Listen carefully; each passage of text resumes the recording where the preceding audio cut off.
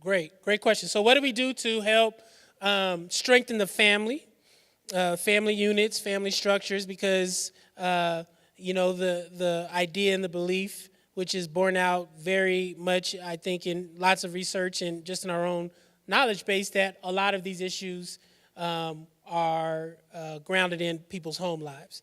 So part of a lot of the work that we do, number one, is to appreciate that as Christians and as believers, that we believe that our lives and our families are not nuclear and closed off from one another. So what does it mean for all of us as people of faith to actually embrace the idea that we are not on our own as families to raise our children, but that we all have some responsibility to care for one another? This is not to abdicate the responsibility of mothers and fathers and parents, et cetera, to raise kids, but what does it mean for a community of folks to see as their responsibility to raise children?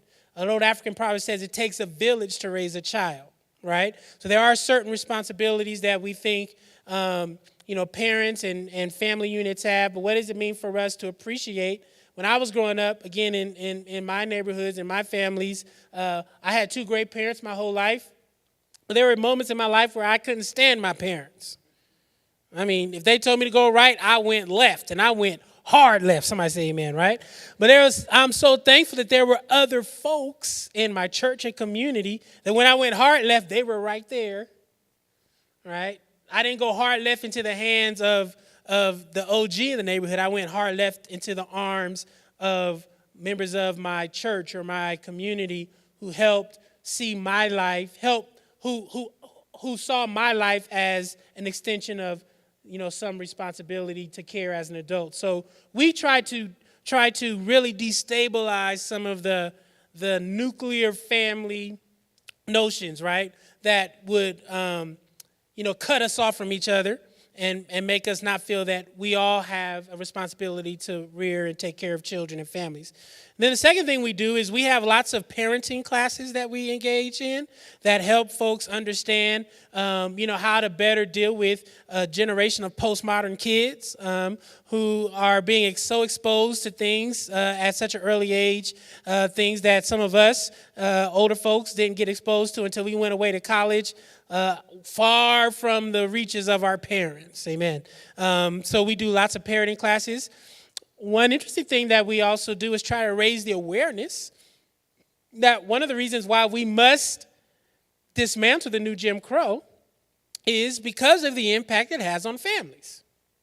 So if you imagine that 70% of many of our children are being born to single parents, and this is not just in African American, Latino communities, poor communities, this is kind of all across the board, that many of the fathers are in prison for nonviolent drug offenses, particularly in the African American community. So a pro-family stance around incarceration is to not criminalize and incarcerate fathers, but actually make sure that they are receiving public health interventions as relates to some of these issues that are nonviolent.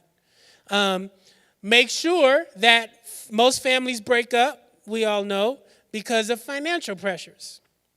So what does it mean for us to make sure that some of these kinds of barriers to employment, barriers to health services, barriers to housing needs, barriers to voting, like how do we dismantle all of these barriers that actually reinforce the destabilizing and fragmentation of our families?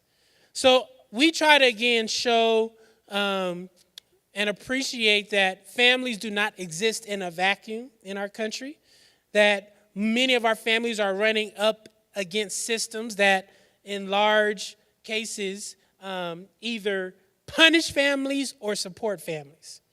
And we think that there are ways for us to help narrate a certain kind of compassion in our policies that strengthen families, that remove the over punitive nature of